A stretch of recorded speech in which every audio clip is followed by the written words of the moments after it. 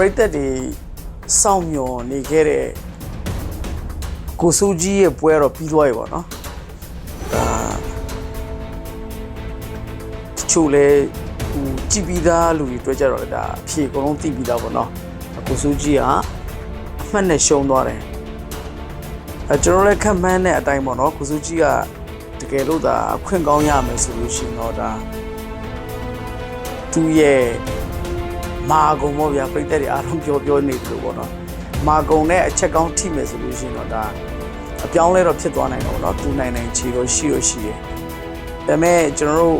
သုံးသပ်တယ်လို့အများပြိတ္တတွေလည်းဒီလိုပဲထင်မြင်တယ်လို့ပဲကျွန်တော်ကထင်တာပေါ့နော်အများရောကျွန်တော်တို့သုံးသပ်တယ်လို့ဆိုလို့ရှိရင်ကိုစိုးကြီးရဲ့ပြိုင်ဖက်ဖြစ်တဲ့ဒီ Russia Fighter ကသူရဲ့ပြိုင်ဖက်တွေကိုအရင်ပွဲစဉ်တော့အတိုင်းပဲပေါ့နော်သူက technical ပိုင်းကောင်းတယ်ဒီအမှတ်တွေဘယ်လိုယူရမလဲဆိုတဲ့ပုံစံမျိုးတွေပို့ပြီးတော့သိတယ်လို့ပဲကျွန်တော်တို့ထင်တာပေါ့နော်ဆိုတော့ဒီကိုစိုးကြီးနဲ့ဒီပွဲကတော့ဒါတတိယအချီတီတော့ရောက်သွားတော့ပေါ့နော်ပထမအချီတို့ဒုတိယအချီတို့မှာသာကိုစိုးကြီးကဖြတ်နိုင်တာတမျိုးပေါ့ဒါပေမဲ့ခုကမဖြတ်နိုင်တဲ့အခါကျတော့နောက်ဆုံးအချီတီရောက်သွားတဲ့အခါမှာကျတော့ဒါဆောနာပြုလို့ပေါ့သူက technical ပိုင်းနေအမှတ်ယူရစနစ်တွေပို့ပြီးတော့ကျွမ်းကျင်တဲ့အတွက်ကြောင့်မလို့ပဲပြောရမှာပေါ့နော်ဒါဒိုင်ရဲ့အဆုံးဖြစ်နေ Russia Fighter ကနိုင်သွားတယ်ပေါ့နော်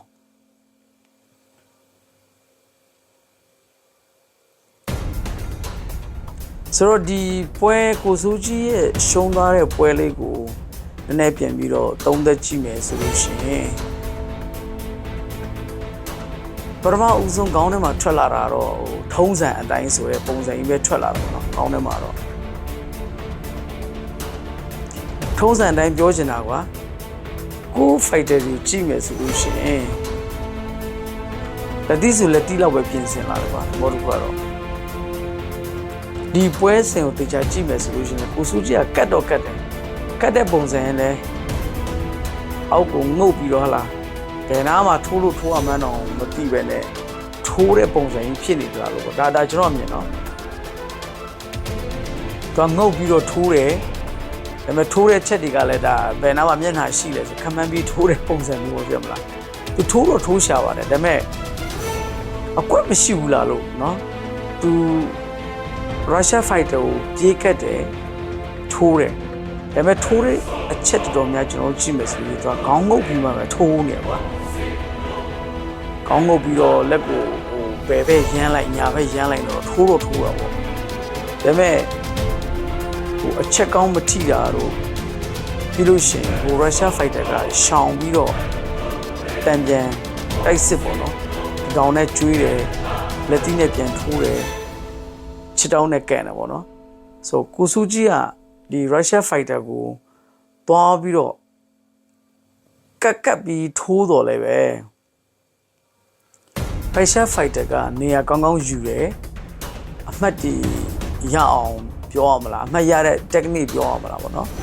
သူကအကွက်ကလေးနဲ့စောင့်ပြီးတော့ထိုးတယ်တောင်နဲ့ကျွေးတယ်ချစ်တောင်းနဲ့ကန်တယ်ပေါ့ဆိုတော့အချုပ်ကတော့အဲ့လိုပဲပြီးသွားတယ်ဗျာသိမလားဒီပွဲစဉ်တစ်ခုလုံးကိုကြည့်မယ်ဆိုလို့ရှိရင်အဲ့ပုံစံပဲများတယ်ပထမအချီမှာကြည့်မလားဒုတိယအချီမှာကြည့်မလားတတိယအချီမှာကြည့်မလားပေါ့နော်ဘယ်အချီမှာပဲကြည့်စောနာပြောလို့ကိုစုကြီးကတော့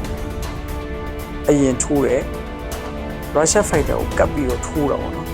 ပေမဲ့ပြဿနာကခုနပြောသလိုပေါ့အကွက်မြတ်ပြောင်းနေတာလို့ပြောမှာသူကျိုးတော့စူးစမ်းရှာပါတယ်ဒါပြိတ္တတချို့ကလည်းဒါကျွန်တော်တို့သုံးသက်ပြီးဆိုလို့ရှိရင်တချို့ကလည်းခင်ဗျားဘယ်လောက်ထိုးတတ်မို့လို့လဲကိုစိုးကြီးဟိုဟာဖြစ်ပါတယ်ဒီဟာဖြစ်ပါတယ်ဝင်ထိုးပါလားဒီတော့ဒါကတော့တချို့ပြောနေကြစကားပေါ့နော်ဒါပေမဲ့ကျွန်တော်တို့ကဒီပရိသတ်တယောက်အနေနဲ့ဒီဝါသနာရှင်တယောက်အနေနဲ့ကြည့်တဲ့အခါမှာဒါအများလက်ခံမယ်လို့ထင်တယ်ကျွန်တော်အခုပြောနေတဲ့ပုံစံပေါ့နော်အများလက်ခံမယ်ထင်တယ်ဆိုတာကကြီးတဲ့လူတိုင်းကတွေ့မှာပဲကြည့်မလားကိုစိုးကြီးကကတ်တာတော့ဟုတ်တယ်ဒါပေမဲ့အချက်ကောင်းတစ်ချက်မှကောင်းမထိဘူးပြောရတယ်သူငုတ်ပြီးတော့ထိုးတယ်မျက်နှာတော့မော့ကြည့်ပြီးတော့ထိုးတာတော့တိတ်မရှိဘူးလားခေါင်းငုတ်ပြီးတော့ဘယ်ရန်ညာရန်အဲ့လိုထိုးတယ်ပေါ့နော် ဆိုတော့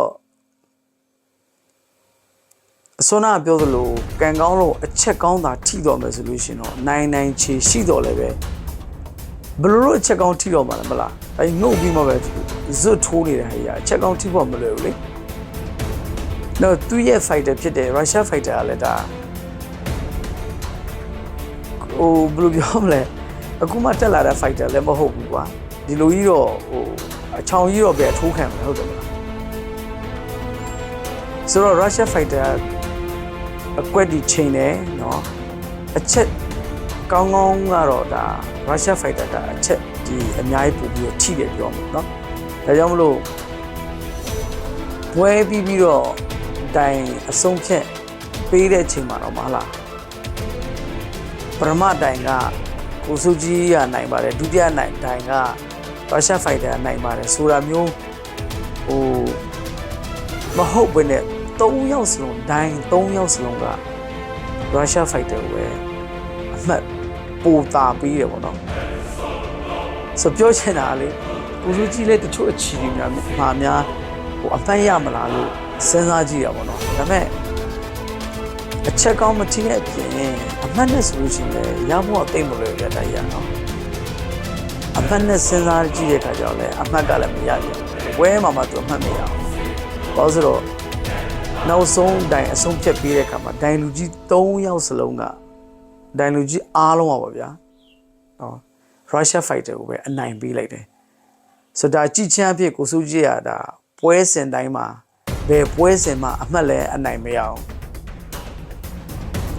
ဒါထိုးတဲ့ပုံစံတော့ခုနပြောသလိုပေါ့ငုတ်ပြီးတော့ထိုးတယ်ကတ်တော့ကတ်ပါရဲ့ဒါပေမဲ့ငုတ်ပြီးမှပဲထိုးနေတဲ့ခါကျတော့ဘာမြင်ရလားတော့မသိသေးတော့ဘူးဆိုတော့အချက်ကောင်းလဲ तू မထိနိုင်ဘူး तू ကြီးပဲလှိတ်ခံနေရတာပေါ့နော်ဒါတော့မှကန်ကောင်းတယ်ပြောရမယ်ကျွန်တော်ထင်တာ Russia fighter နည်းနည်းလေးတော့ခွာပြီးတော့ထိုးတဲ့အနေအထားမျိုးကျွန်တော်ကြည့်တဲ့ခါမှာ Russia fighter တတောင်ကျွေးနေတာဒါပေမဲ့နည်းနည်းလေးခွာနေတဲ့ခါကျတော့ဟိုတတောင်နဲ့လည်းကိုစိုးကြည့်ကိုတက်ထိတာမျိုးခပ်ပြင်းထိတာမျိုးတော့မရှိဘူး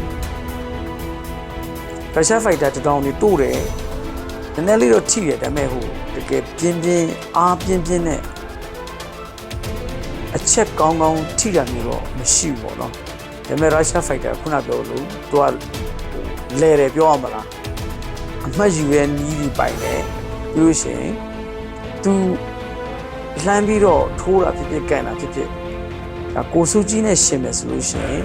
ဒိုင်ကြီးအမှတ်ပေးချင်စရာဖြစ်တော့အောင်ဒါထိတယ်ပြောမှာပေါ့နော်ခုနတော့ဒီတောင်စိတ်တွေနဲ့ခပ်ပြင်းထိတာကိုစုကြည်မျက်နှာတွေကွဲပြဲသွားတာမရှိတဲ့တခုပဲရှိဟိုကွဲပြဲသွားတာတော့မရှိဘူးပေါ့နော်ဒါပေမဲ့တော်ထိတယ်လို့ပြောရမယ်ကိုစုကြည်ကတော့ငုတ်ပြီးပဲသွားနေတယ်ကိုစုကြည်ထိရအမှတ်ကတော့ဘာမှသိမရှိဘူးဒါပေမဲ့စောနာပြောသလို Russia fighter ကတော့အချက်တိုင်းလို့သူထိတယ်အချက်တိုင်းလို့သူထိတဲ့အတွက်ကြောင့်မလို့နောက်ဆုံးဒိုင်အဆုံးဖြစ်နေပေးတဲ့အခါမှာဒိုင်3ဦးစလုံး Russia fighter ကိုပဲအနိုင်ပေးလိုက်တယ်ပေါ့နော်ဆိုတော့ဒီပုံစံတိုင်းဆိုရင်ကိုစုကြီးက one championship နဲ့စာချုပ်အကြီးချုပ်ပြီးတဲ့နောက်ပိုင်းမှာဒါနိုင်ပွဲလုံးဝမရှိသေးဘူးပေါ့နော်နိုင်ပွဲနဲ့ဝေးနေတော့ပေါ့ကွာရှေ့ဆက်ပြီးတော့ဘယ်လိုဖြစ်မလဲဒီတိုင်းဆိုလို့ရှိရင်ပေါ့နော်ကျွန်တော်ထင်တာဒီအတိုင်းသာလာမယ်ဆိုလို့ရှိရင်နောက်ပွဲတွေလည်းတိတ်တော့မလွယ်ဘူးဗျကိုစုကြီးကဒီစာချုပ်ကြီးမတိုင်ခင်မှာသူနိုင်ထားတဲ့ပွဲတွေတော့ရှိပါတယ်သူနိုင်ထားတဲ့ပွဲကိုကြည့်မယ်ဆိုလို့ရှိရင်ဒါသူ့ပြိုင်ဘက်ကဟိုသူ့ထက်မသားတာပြောရမလားကိုစုကြီးကအချက်ကောင်းလေးတွေမိသွားလို့နိုင်တဲ့အနေအထားမျိုးပဲကြည့်မလားအကွက်ကောင်းနေဆင်ပြီးတော့နိုင်တဲ့ပုံစံမျိုးမဟုတ်ပဲနဲ့မတော်တဆတော့မပြောချင်ဘူးเนาะဒါပေမဲ့ပြောချင်တာသူ့ရဲ့ပြိုင်ဖက်ကဟာကွက်လေးတွေမိသွားတဲ့ခါမှာကိုစုကြက်နိုင်သွားတာပဲရှိတယ်ပြောချင်တာကိုစုကြက်တကယ်အကွက်ကောင်းနေများလားဟိုပင်ထိုးတာတော့ white ထိုးတာတော့ပြောရမလားသူ့ရဲ့ထိုးပုံထိုးနေရလဲအဲ့လိုအကွက်ပေါင်းမျိုးစုံနဲ့ထိုးတာမျိုးမဟုတ်ဘူးနဲ့ငုတ်ပြီးတော့ပဲဘယ်ရောညာရောရမ်းပြီးထိုးတဲ့ပုံစံမျိုးတွေဖြစ်နေတယ်လို့နော်ဆိုတော့ဒီပုံစံအတိုင်းသာစာချုပ်ကြီးမှာဆက်ထိုးမယ်ဆိုလို့ရှိရင် အကွက်ဒီပါမပြင်ဆင်ဘူးဆိုလို့ရှိရင်ပေါ့နော်ဒီတိုင်းငုတ်ပြီးလာမယ်ဟိုသူ့ရဲ့ပြိုင်ဘက်ကိုကတ်ပြီးတော့ထိုးမယ်ဒါပေမဲ့ငုတ်ပြီးတော့ထိုးနေတဲ့ခါကျတော့အချက်ကောင်းလည်းမမြင်ရဘူးထိုးတဲ့ပုံစံလည်းအကွက်ကြကြမရှိတဲ့ခါကျတော့ဘယ်နဲ့ညာနဲ့ပဲဝိတ်ပြီးတော့ထိုးနေတဲ့ပုံစံအတိုင်းသာဖြစ်မယ်ဆိုလို့ရှိရင်ဒါ one championship မှာလာထိုးတဲ့ပြိုင်ဖက်တွေတော်တော်များလဲဒါပေါ်သေးသမားတွေတယောက်မှမပါဘူးကွာအနည်းဆုံးကို knock out ဒီပိုင်းမလုံနိုင်တော့မှ technical ပိုင်းဒါသူစီမွေထိုင်ကိုပြောတော့ဗောနော် technical ပိုင်းတို့လို့ရှိရင်အမှတ်ဘယ်လိုရမလဲဆိုတော့ဘိုင်းကိုကျွမ်းကျင်တဲ့ကောင်တွေကြည့်ရပြမလားကိုလူတွေကတော့အဲ့ဒီဘိုင်းတော့တော်တော်အားနေတယ်ဗျာဒါကြောင့်လို့ရှေ့ဆက်ပြီးတော့ကိုစုကြီးထိုးမယ်ဆိုလို့ရှိရင်သူ့ရဲ့ထိုးကွက် plan တွေကောင်းကောင်းလေးပြင်ဆင်လာပြီးတော့ဟလားဘလို့အ ਨੇ ဆုံးညာကိုထိုးမယ်ဆိုလို့ရှိရင်လည်းဘလို့အကွက်တွေနဲ့ဘောက်ဆင်ပုံဒီထိုးကွက်တွေလည်းကြောင်းအောင်ပဲထင်တယ်ဗျာနော်ပြီးလို့ရှိရင်ထိုးကွက်နဲ့မနိုင်နိုင်တော့မှအမှတ်တွေနဲ့ဟိုဘလို့ယူမလဲဘလို့အနိုင်ယူမလဲ technical ပိုင်းတွေဘယ်ဖက်ကိုပို့ပြီးတော့ဟိုပြင်ဆင်ရမလဲဆိုတာတေတေချာလေးလေ့လာပြီးတော့လာမှပဲရမယ်ဗျဒီပုံစံတိုင်းခေါင်းတငုံငုံနဲ့ဟိုအပေါ်လည်းမကြည့်ဘယ်နဲ့ညာနဲ့ပဲဝိတ်ပြီးတော့ထိုးနေပြီဆိုလို့ရှိရင်ကျွန်တော်ထင်တာနောက်ပွဲတွေလည်းနိုင်ပွဲတော့မလွယ်ဘူးเนาะနိုင်ပွဲတွေနဲ့ပဲဝေးနေအောင်မယ်လို့ကျွန်တော်ထင်တာပေါ့เนาะတကယ်လို့ဒါမပြောင်းလာဘူးဆိုလို့ရှိရင်သူရဲ့ထိုးမှုထိုးပြီးဖြစ်မှတ်ယူတဲ့စနစ်ဖြစ်ပေါ့เนาะသူတေချာလေးပြင်ဆင်လာပြီးနောက်ပွဲထိုးမှပဲဒါအလားလာရှိမယ်ဒါမှမဟုတ်လို့ရှိရင်တော့ကိုစုကြည့်ရတော့နိုင်ပွဲနဲ့ဆက်ပြီးတော့ဝေးအောင်မယ်လို့ပဲထင်တယ်ပေါ့နော်